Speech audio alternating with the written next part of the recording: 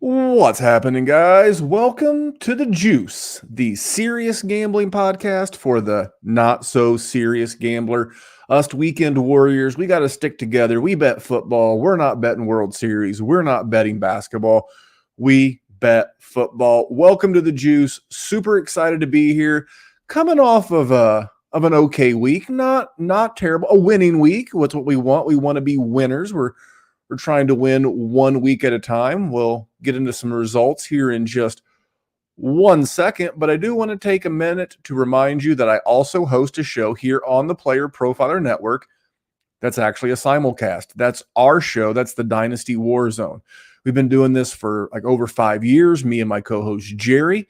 That uploads on Thursdays here on the Player Profiler YouTube channel, and it uploads on Thursday mornings, podcast Thursday morning, 6 a.m.-ish Eastern Standard Time for most people.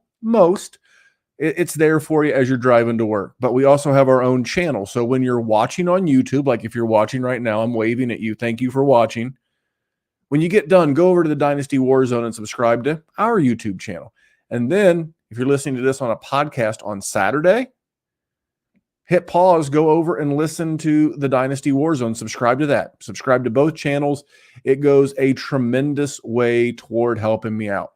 So, going to start getting into the review real quick. One thing as I'm starting to get into is how do I get down on Thursday night games? Now, I didn't want to use Kansas City as my survivor pick this week. It would have been a good survivor pick. They obviously won. They won the game, I want to say easily, but it was not super close. And I've got to figure out a way to potentially use some of those Thursday games. Also, speaking of Thursday games, when we get to that Thanksgiving week, I'll do a double episode of The Juice. I'll do a Thursday Thanksgiving preview edition, and then I'll do a regular Friday edition. Speaking of Friday editions, next Friday there will not be a Juice, but don't worry. I'll be here next Saturday. Next Friday, I'll be traveling back from fall break with my family. So not going to miss a show, not going to not do the Juice. Are you kidding me? It's the NFL season. We'll get back late Friday night. And if there's time, we get back early enough. That's not too late if that makes sense. Then I'll go ahead and record Friday night. But it will be a podcast immediately on Saturday. So you'll have it. It may be 8 to 10 hours later than you normally get it. But I promise you, you will have the Juice next week. We've been on a roll. We're getting ready to jump into Survivor stuff. But I want to talk about another show here on Player Profiler, The Game Plan. That's with Maddie Kiwoom. Now, back in May, and I want to think it was sometime right around Memorial Day, give or take a week. And I jumped on with Maddie, and it was one of my favorite guest appearances I've ever done on any podcast in over like 5 or 6 years of doing this. Maddie is a tremendous host. We blended some business concepts along with fantasy football. Maybe I'll do that with some gambling concepts here in the not too distant future. But make sure if you're listening to this on the Player Profiler YouTube or podcast channel, man, when you see the game plan with Maddie Kiwoom or just anything with Maddie Kiwoom, he does like 92 shows. They're all good. They're all worth listening to. And Maddie and his guests are tremendous. So I'm going to jump into Survivor, but let's pay the bills real quick. Let's get a quick word from our friends at bettor.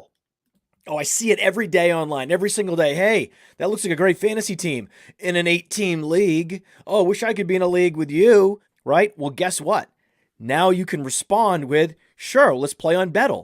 That's the beauty of this platform. This new bettor platform standardizes all position scoring. So you just load your team and you challenge your friend, your colleague, Twitter troll, and you can browse other teams and issue challenges. bettor is revolutionizing fantasy football. And with code UNDERWORLD, you get a $100 instant deposit match plus a free $10. So even if you deposit $20, you get $50. Think about that. So go to bettor.com. The code is UNDERWORLD. bettor.com. The code is UNDERWORLD. Or click a link in the description. It's fun to be right. There you go. You can challenge me. You could challenge Theo. You could challenge random average player on Twitter. As long as they've got a fantasy lineup, you can get on bettor. Code word Underworld. All right, let's get into Survivor. We continue to survive. And up until I started doing my research for this show, I did not realize that so many people got the boot last week. The biggest Survivor contest in the world is Circa. Circa Millions. It's actually Millions is a point spread contest, but Circa Survivor, the Circa Hotel and Casino in Las Vegas, the biggest Survivor NFL pool in the world. They've got like an $8 million first place. They had at one time like well over 9,000 entries, and they absolutely got crazy this weekend. So I'm going to pull up a graphic if you're watching live on YouTube. You can see this right here. Last week, the Commanders on Thursday Night Football cost 412 entrants their entry in Circa Survivor. The Ravens were 58, and then you can see here on the graphic, it's not a huge graphic, but you can see here on the graphic the number of people that did not make it, that did not survive.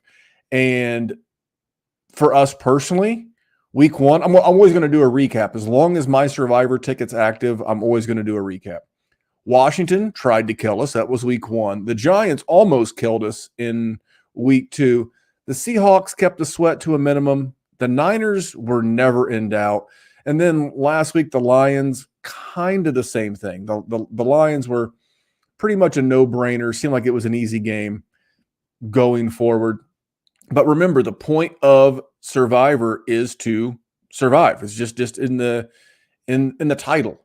And or it's last long enough to see some real equity. And I always bring up the equity holding in these things because at any point, like the one that I'm in, I paid $100. I could cash out like right now for like $4 something, $5 something. I'm not. I would like to at least get a 10x my money. I mean, I would like to win life-changing money, but it's not life-changing money. It's good money, nice vacation, whatever money, but it's not like go buy a Lambo or something money. But the Circa Millions, you certainly could. So in Circa, again, they started with 9,267. So think about that. Week one, that was only 5 games ago, 5 weeks ago, they were at 9,267 entrants. They are currently down to 1,836. Now, that's after losing 574 last week. Again, the Commanders and the Ravens, they were the biggest reason. They really hurt people last week. Didn't hurt us. Again, we had the Lions. And I want to give a shout out to Ruby. Ruby is one of the Twitter followers. He follows me on Twitter, or maybe it's she. It's Ruby. Could be like Jack Ruby, or it could be like Ruby Sue. I don't know. Don't really care. I love all of our listeners and supporters, but got a DM on Saturday. It's like, hey, Amon-Ra St. Brown's out. Gibbs is out. Are you still rolling Detroit? My answer was yes. Yes, I am still rolling Detroit because I thought Detroit's matchup was spectacular. So shout out to Ruby. So back to Circa Millions, they went from 9,267 down to 1,836. And remember, everybody paid $1,000, $1,000 to enter. So they're down to 1,836, $8 million prize pool for first. That means currently all of those 1,836 entries are worth $4,357. They jumped by almost $1,000 per entry remaining this week after last week. So again, this is why you play Survivor. This is why next year, if you're new to listening to gambling podcast, you can do these in Vegas. You can get a proxy service. If you don't know what it is, Google it. But you can do these from your home, depending on what state you're living in. Again, I live in Indiana. We've had legalized gambling for a few years. I'm doing one through DraftKings, but you can do these. This is the fun of them. And then they have a website's called Matchbook, and you can go on there and you can sell bets. You can make bets. You can sell bets. Don't know how it's legal. I'm sure it's offshore, but that's where you could potentially sell something like this to someone. And if you were able to sell your $1,000 entry for $4,000, you made $3,000, move on down the road. Again, not life-changing money, nice vacation money, but that's how Survivor works. Looking at this week's options, I really have 4. You got Buffalo hosting the Giants without Danny Dimes. You have the Rams hosting Arizona. You have Miami hosting the Panthers. And Philly hosting the Jets. Now, some people might have some others. those are the four that I'm looking at. I'm looking at those four right there. And here's how I break these four games down. For me, Buffalo is the safest play of the week. You're going to get angry, pissed off, coming off of a bad loss to a bad Jacksonville team. I don't know, they're not bad. They're okay. They won their division last year, so whatever. An above average Jacksonville team. I think Buffalo is going to be pissed. And I think the Giants are just going to get pummeled. I think you're going to see Tyrod Taylor running for his life. The Giants don't have any weapons. So I think the Bills are the safest option this week. The Rams are the ballsiest play of the week. But Sean McVay has typically owned the Cardinals. And the Cardinals are still feisty. They're not ready to give up on the season yet. The life's not been beat out of them. But they are without James Conner. And I don't know if now is the time to use the Rams. I think I'm going to want to use the Rams in Week 12. They play the Cardinals again. Now, it'll be in Arizona. But the Week 12 in the contest that I'm in and in like Circa Survivor, in Week 12 and in Week 16, you have to make a dual entry. So I'm going to try to hold on to the Cards. I'm not going to use them. And then the fourth horseman of the Survivor apocalypse this week is Miami. And again, Miami is a team that I want to save. They have 3 more games that I really, really like. But to me, if you're looking for the safest play, Miami is the second safest play on the board. So I like the Rams. It's ballsy. I like the Bills. That's my safest. I like Miami, but I'm going Philly over the Jets. Because my question is how did the Jets, or in what is the only way the Jets can move the ball? The run. And you know who's one of, if not the best rush defense in all the league? The Philadelphia Eagles. The weather's not going to be as bad in New York, at least if you go to NFLweather.com. If you just search NFL weather, you'll find it. You go to NFLweather.com, you'll see that the weather's not going to be great. And if you're the Eagles or anybody, I love Breece Hall, and there's always more than a high likelihood that he could pop one to the outside when you ultra stuff the box with 7-8 defenders. You know, he gets to the outside edge, he could be gone. He did it last week, but I just don't know how they do it. The Eagles, I think they'll want to get up. They'll run the ball late. They won't get fancy. They've got Miami next week, but I am going. This is I just don't see the Jets winning 2 in a row, even though the game is in New York. I'm going Philly over the Jets for my Survivor pick, but I gave you 4. Pick wisely as we go into the Survivor week. All right, let me move on to our pick'em pool. Now, last week was a better week. You couldn't do much worse than 1-4 the previous week, but I went 2-2-1. A little bummed. I thought I had a really good read on last week. My first W, I had Bengals at the Cardinals. I had the Bengals laying 3 on the road at the Cardinals. That was a W. I don't want to say Joe Burrow's back, but man, looked really good in camp this week. I had the Colts at home +2. I even said this in the show. I said this was a wrong team favorite. I thought the Colts were the better team, and I like the Colts at home. The team that I've got to get a better handle on personally is the Packers. I had the Packers +1 at the Raiders, and in spite of Josh McDaniels doing everything in his power to lose this game for the Raiders, or at least give the Packers a chance to tie, I've got to get a better read on the Packers. And the Raiders, they haven't looked bad. They've not given up a ton of points this year.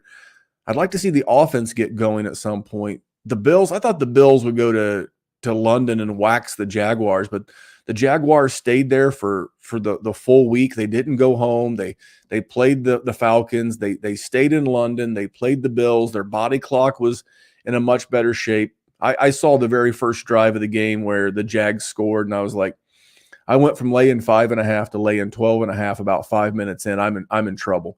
And then I had one tie. My one tie was the Texans at the Falcons. Now, at first I was a little nervous, and kudos to CJ Stroud. He managed to march the ball down the field and took the game leading score, put them up by 1. But, the Falcons at home, I think they did the same thing to the Packers, if I remember correctly, although I won that one by the hook. The Packers at the Falcons. This one, I had no hook. I had the straight 2. the Falcons go down, get in field goal position, kick the field goal, get a tie. So that's my first tie of the season. It's my second tie.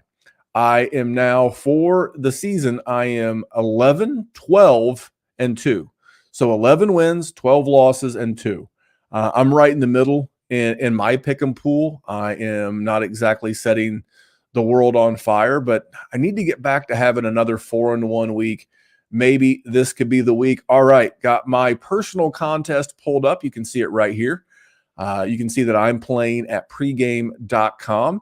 If you like gambling podcasts, just a free shout out to those guys, RJ Bell and the entire crew. Wonderful gambling podcast.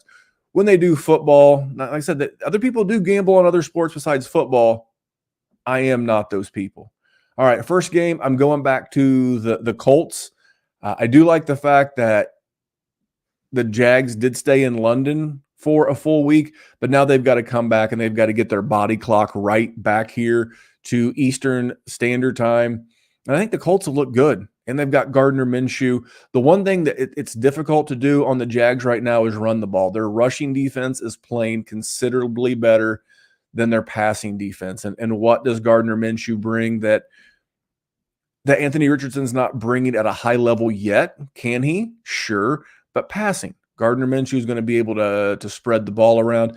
And the Colts were winning this game going into the fourth quarter last time. The Jags got a couple of touchdowns late, end up making the score look a little bit lopsided. I know the Colts have had a bad run down in Jacksonville. It's something like 9 or 10 straight with a loss, but I really like the Colts here in this spot. And let's go to the Saints. The Saints are at home. They are hosting the Houston Texas. I say Texas Rangers. That's the American League Championship Series in baseball. But the Saints are hosting the Texans, and the Saints are laying 1.5. For me, this is all about the Saints defense. The Saints defense is really good against the pass, and the run for the Texans has not been good this year. Dameon Pierce, if you have him in fantasy, you have him in Dynasty, you know he's not been good. And they've not been able to establish the running game in Houston, whether it be Pierce or Devin Singletary or whomever, just not really running the ball. And for all of the things that are not going great for the New Orleans offense, their defense is really, really good. And I don't want to put too much stock into them whooping up on Mac Jones and the Patriots last week. But this is a team that they held the Packers to under 20. They under 11 games in a row going back to last year, they haven't allowed more than 20 points.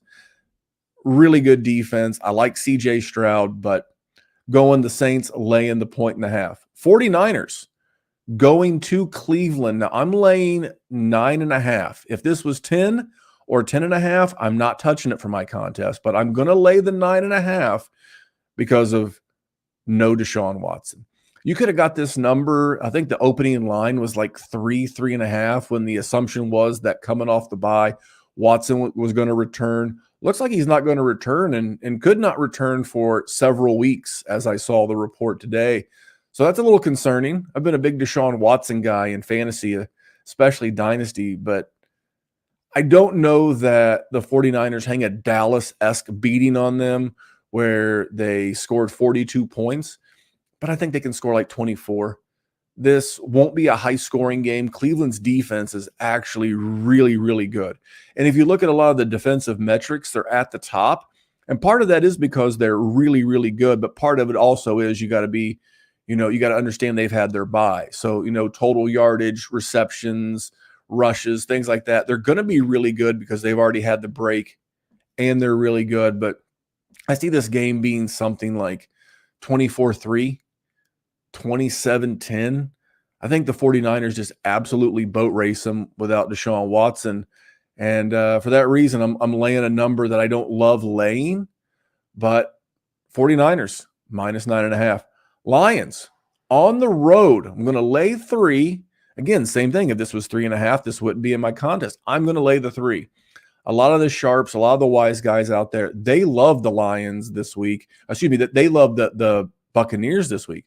Buccaneers coming off of the bye. I all the things that matter to me, I'm getting pretty much the best of. Do I like Dan Campbell better than Todd Bowles? Yes. Do I like the offensive line for the Lions better than the offensive line for the Buccaneers? Yes. Do I like Jared Goff more than I like Baker? Yes. Defensive line, I really like Aiden Hutchinson. I could see where with Vita Vea and that group, you could like Tampa Bay, but in 3 of the 4 areas that really matter to me, the Lions have the clear advantage. I know I've heard the splits between Jared Goff at home in a dome and Jared Goff on the road. But for me, this is more about the Detroit defense. The Detroit Lions in general are top 5 in DVOA, if you know what that is. DVOA in both offense and defense. So is a road game. Weather's not going to be bad. Give me the Lions. They're also getting Amon-Ra St. Brown back. They're not getting Jahmyr Gibbs back. But I like the Lions on the road. Final game, Chargers at home getting 2.5 from the Dallas Cowboys. This is my wrong team favorite. I'm not here to pile on the Dallas Cowboys. Got a lot of good friends that are Dallas Cowboys fans. I think without, Trayvon Diggs at the cornerback position, and they just lost Leighton Vander Esch, this defense is not going to be the same. And if there's anybody in the world that's going to know how to attack this Dallas defense, it should be Kellen Moore. He was the offensive coordinator. He was on the staff there for many years in Dallas. Now he's the OC. Austin Eckler's come out and said he's playing in this game. It's a copycat league, monkey see, monkey do, right? And I think they try to emulate a lot of what the 49ers did last week, especially on the offensive side of the ball. I've got him at home, and I'll take the team coming off the bye. Injury report should be clean. I'm going to take the LA Chargers Monday Night Football. So a quick recap of the pick'ems. I am going Colts +4 at Jacksonville, Saints -1.5 at home against the Texans, Niners laying 9.5, big number, laying 9.5 on the road at Cleveland, Lions laying 3 on the road at Tampa Bay. And then finally, I'm going to take the Chargers +2.5 at home, Monday Night Football. And let's get into some player props. But if you're looking for a spot to play some player props, a good spot might be underdog. It has been 2 years since Josh Larkey paved the way for fantasy gamers to start expecting positive returns from pick'em games, specifically underdog pick'ems. And how do you do it? Well, you look at a slate and you find a great shootout or a sneaky shootout. You also look for a shit show game. 3, 4, 5, 6 guys in one game. That's right. You can do it. You can do it. And you can 100x your payout on underdog. Think about week 1. Jets-Bills was a shit show. Did we see the Aaron Rodgers injury coming? No, but we knew the Jets have a good defense. We knew the Bills have a good defense. Why not expect the worst? And the worst is what we got. So if you had gone Dalvin Cook less than, Garrett Wilson less than, Aaron Rodgers less than, Josh Allen less than, Gabriel Davis less than, boom, boom, boom, boom, boom, boom, boom, you can go 6 for 6. Same thing in week 2. Oh, week 2. Oh, sneaky shootout there in Philadelphia. Minnesota's going to be in comeback mode, so we'll go Cousins, Jefferson, Hawkinson, more than. Madison, less than. But also, Swift, more than.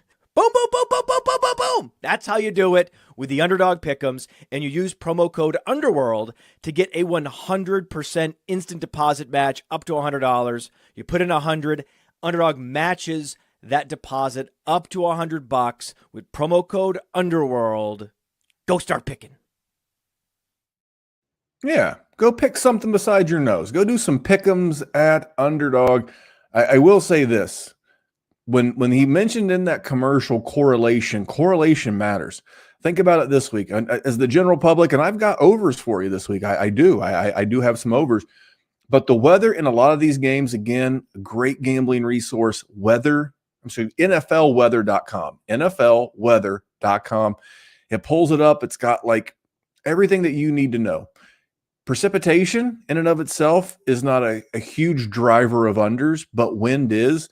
And the wind number you're looking at is 15 miles an hour. When you go to NFLweather.com, you'll see the minute the wind gets over 15 miles an hour, it goes from black to red. So wind impacts totals more than rain, but rain and wind together, like you're going to see in Cleveland, going to make for some ugly football. So if you normally take a lot of overs, might be a good week to consider being an undertaker. Last week went 2-1. Kind of took a bad beat. I'll get into that in a second. But 2-1 moves me to 8-8 on the season, which is great. I had a rough first 2 weeks of the season. Been going 2-1 pretty consistently over the last several. And last week I had Breece Hall over 1.5 catches. I know that number moved. If you ended up getting it at 2.5, it still cashed. He actually had the 2 catches. He had 3 on the game, but he had the 2 on like the first drive. So that was a no sweat bet. That was a quick, easy cash. Ryan Tannehill, over 214.5 passing yards. Again, easy. He finished in the 250 range. Wasn't much of a sweat there. And again, that game went very much as I predicted it. Indy is very strong in the front 7, kind of loose in the back 4. We saw this with in the Texans game. We've seen it many times. We saw it in the Rams game. So I like that one a lot. And then the bad beat, the ugly L, the shit happens, the one that makes you go, stupid fucking game. Sometimes it's a stupid game, and it was Hayden Hurst over 21.5 receiving yards. That was the L, but it was an ugly L because why? He finished with 21. Tells you how sometimes, if you're setting a fantasy lineup and you can't get, at DWZ Memphis on X, Twitter, whatever, you can't get me, or like you're asking around and no one answers your question.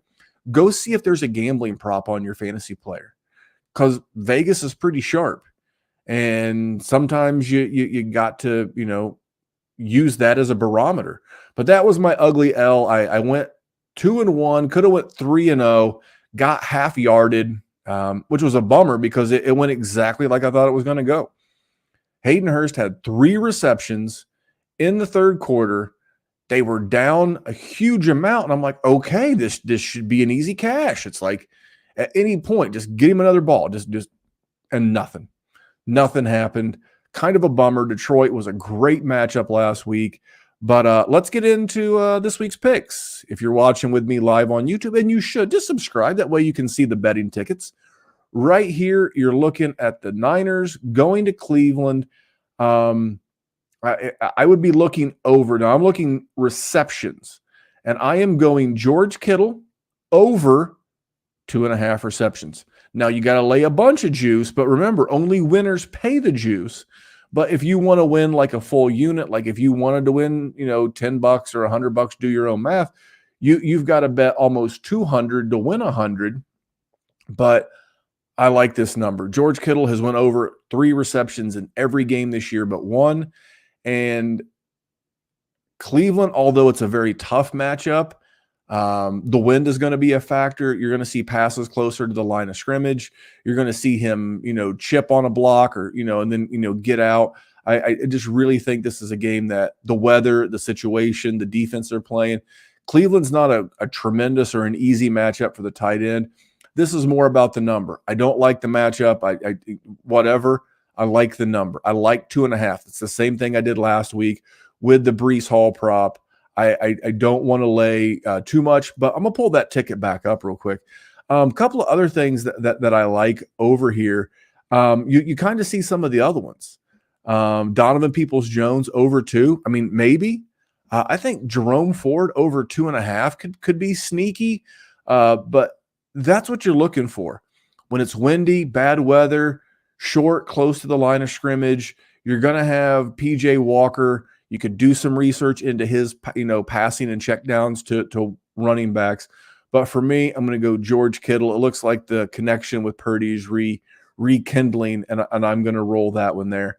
My next one is going to be Breece Hall over 2.5 receptions. So I'm taking Kittle over 2.5 receptions, Breece Hall over 2.5 receptions, except in this case, I'm getting the juice on my side. I'm getting plus 120.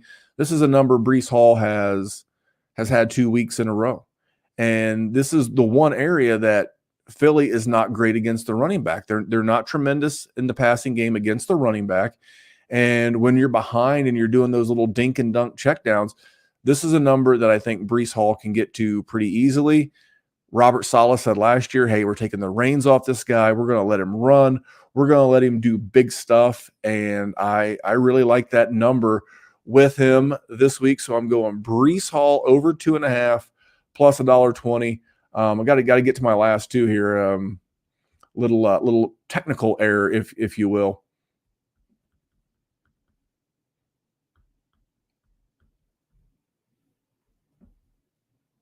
All right, there we go. My final prop of the week is going to be Chuba Hubbard over 44.5 rushing yards.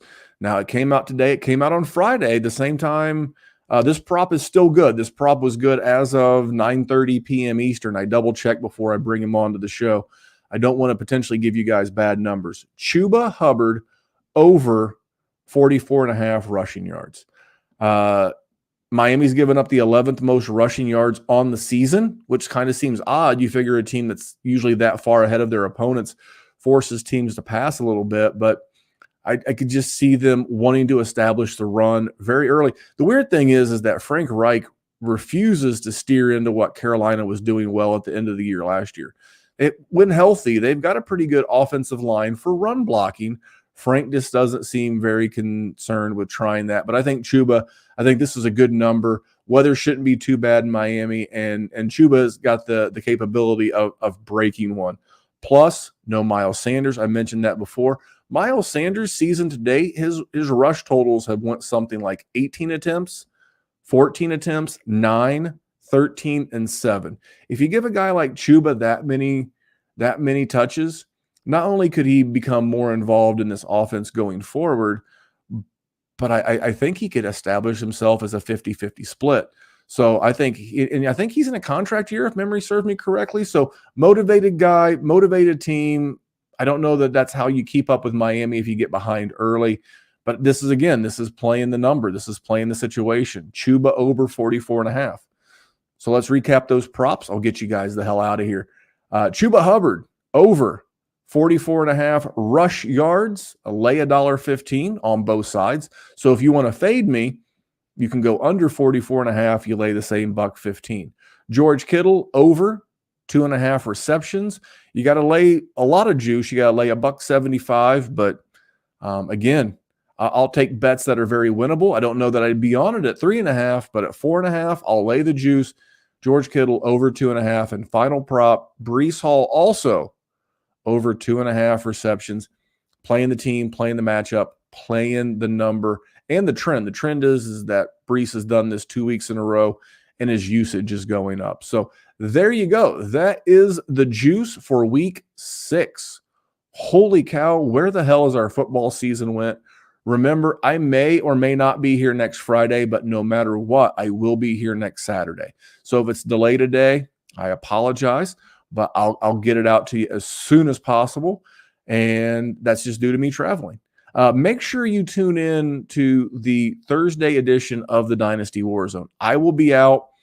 I can't promise you that it'll be the best Dynasty podcast that you've ever listened to, but I can promise you that it's probably going to be a shit show because Jerry is hosting. Producer Kevin is coming from out behind the producer's glass. He's going to help Jerry co-host the show. And speaking of gambling, I'm going to go enjoy Las Vegas and then Zion with my family and going to enjoy fall break. So you guys have a great week 6. I hope you win some money, and I'll catch you later. So thanks for tuning in, guys. Have a great weekend. Hey, I want to take a moment to thank you for tuning in. It's important to me that all of our media be free. This is only possible because of you allowing a true independent sports media enterprise to thrive unlike any other in the business. So please subscribe to the All In Package to continue to make all of this possible, to ensure that all of our stats, information, data, content is available to you, especially you, the people that get the site and get the show.